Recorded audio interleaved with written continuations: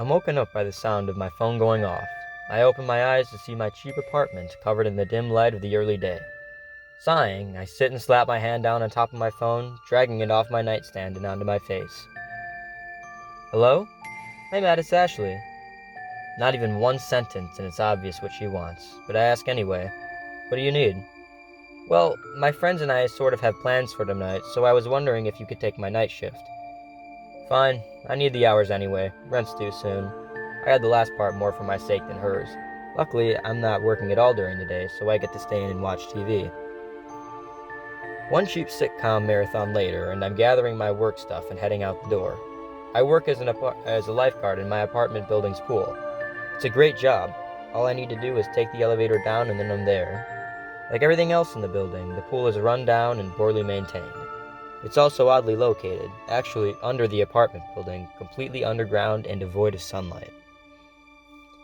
Exiting the elevator, I walk down a short hallway and reach the plexiglass doors that lead to the pool. Inside, I see the familiar pale green tiles of the pool deck. What I do not see, however, is a lifeguard, even though the pool is supposed to be open and supervised 24/7. Normally, someone abandoning the pool is to be expected, but not during the peak hours of the evening. Which is another odd thing. I check my watch and it's 7 p.m. There are almost always people here at this time. I shrug and dismiss it as a lucky break. No people means no need to watch the pool. I walk over to the lifeguard chair and plop down, ready for a very boring night shift. My eyes have caught something on the chair handle. There are a few drops of blood. The previous lifeguard must have had to deal with some kid that had a bloody nose. That thought reminds me to check who the previous lifeguard actually was. The boss would be pretty pissed off to find out that someone had left the pool unattended. After consulting the schedule, I'm surprised to find out Joe had been working. He's the one person who I would not expect to leave without telling anyone. Nothing can be done about that now, though. After getting some disinfectant wipes, I go back to wipe the blood off the chair. It's looking like anyone will show up, and I allow myself to be lulled into sleep by the quiet drone of the fluorescent lights. I had no idea how long I was asleep for, but I woke up to the sound of children laughing and giggling. I'm still so groggy from sleep, I barely open my eyes. The pool's empty, no drowning kids, nothing to worry about. I'm content with this thought, as the warm, humid air of the pool pulls me back into sleep. The next time I wake up is to the sound of silence. This time I check my phone and find that it's 3 a.m. I had been asleep for 7 hours. That thought reminds me of those few groggy seconds when I'd woken up. Only now did it dawn on me how odd it was for there to have been children in the pool so late. The pool seemed devoid of children now, so it seems fine for me to go back to sleep. As I begin to shut my eyes, my attention is once again drawn back to the chair's arm. There's more blood, and I could have sworn I'd wiped it off, but apparently not. Getting to the chair, I notice that the floor is wet. There's a trail of water leading from the pool right up where I had slept. What had those kids been doing?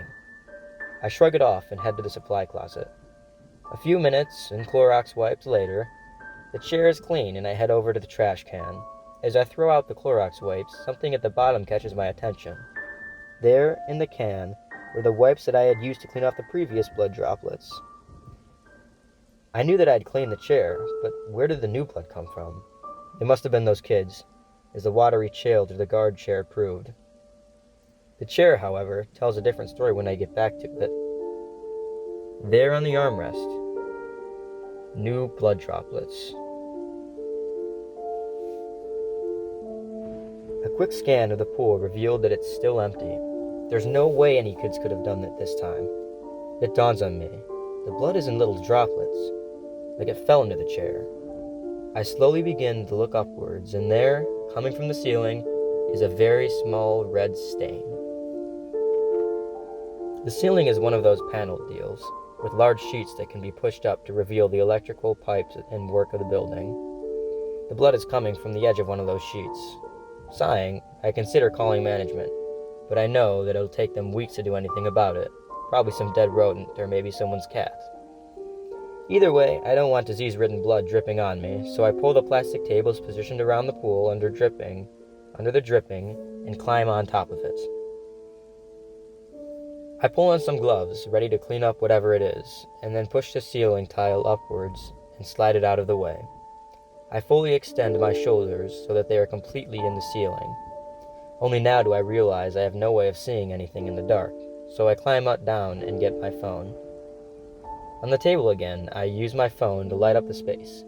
I see nothing at first, but as the light turn around, it catches something pale. My eyes widen with realization. It's Joe, but this isn't the Joe I knew. This Joe is cold, pale, and very dead. His entire throat is gone, torn up by who knows what, and on his face is a small, bloody handprint. Frantically calling for help on my phone, I stop when I hear a sound below me. Fear prevents me from moving as I hear giggling children and splashing in what had been an empty pool. I'm positive that I did not hear the pool door open. The sound of splashing stops. It is replaced by the unmistakable sound of someone climbing out of the pool, followed by the wet footsteps slapping on the pool deck.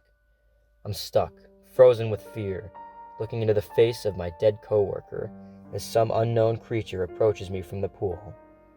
The footsteps stop. Only noise now is low buzzing and the fluorescent lights, and that of my terrified breathing. I don't know how long I stood there, staring into the face of a dead man, too afraid to move. I'm pulled out of my terrified daze by something cold and wet grabbing onto my ankle. I freak out. I rip my leg out of whatever is holding it, but in the process I lose my footing.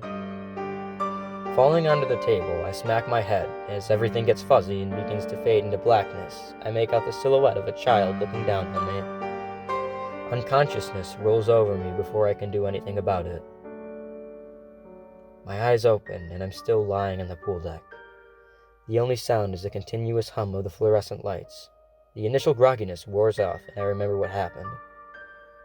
Rather than trying to stay and find out what happened, I do what I consider to be the logical thing and book it out of the pool. I sprint to the door and yank the handle. It doesn't budge. It's not locked. The mechanism isn't jammed. The door just refused to move. I'm thoroughly freaked out now.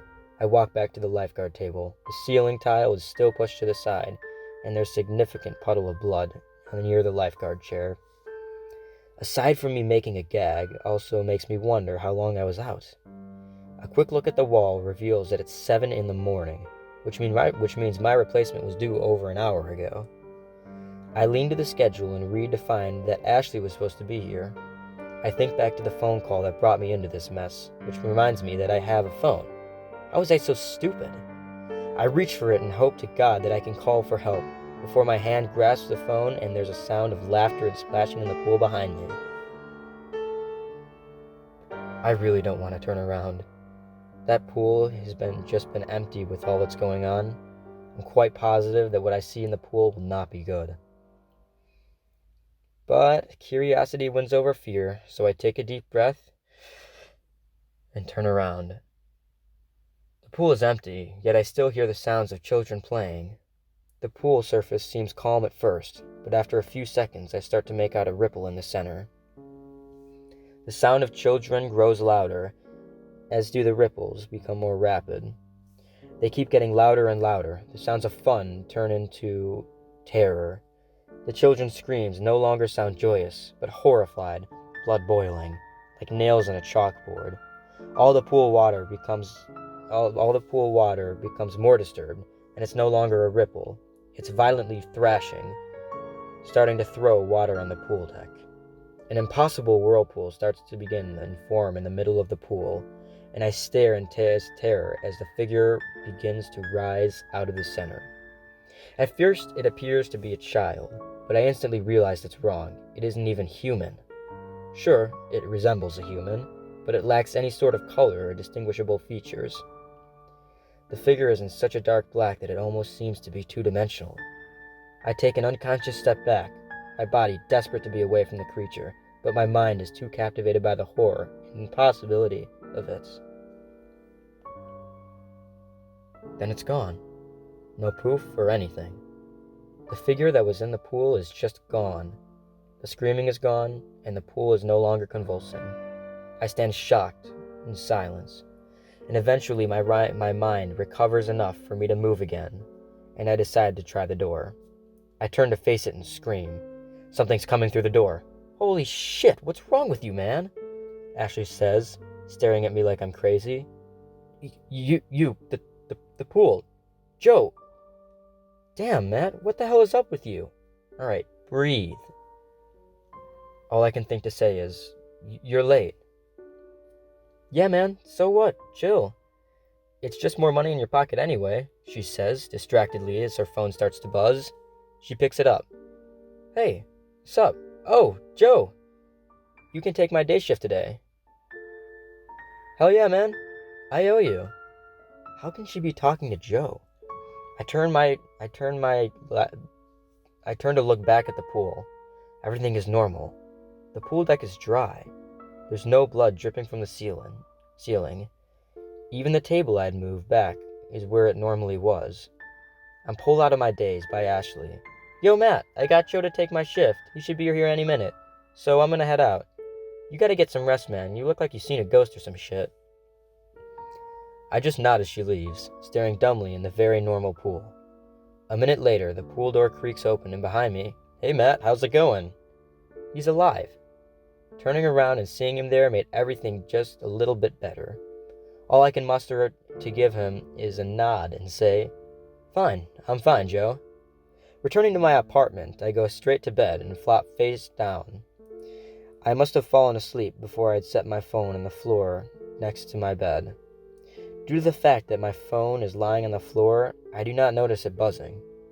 Just a text, at first. Then multiple, then phone calls. It's not until 8 hours later that I get up and check my phone to discover what is on it. 5 new texts, all from Joe. Hey man, any idea where these bloody Clorox wipe in the trash came from? Matt, I know this sounds weird, but would you mind keeping me company? Alright, there's some weird shit going on. I don't know if this is some prank, but it ain't funny, man. Yo, what the fuck is this? Answer my damn calls. I know you're doing this shit somehow. Help. The last text was from 5 hours ago. I get ready to go downstairs to try and check on him. A pit forms in my stomach as I see flashing red and blue lights in the parking lot. 3 minutes later, I'm told by a police officer in the lobby that Joe was drowned in the pool and seemingly had his throat cut. The only lead so far is that a small, bloody handprint was on his face. I moved to the country the following day.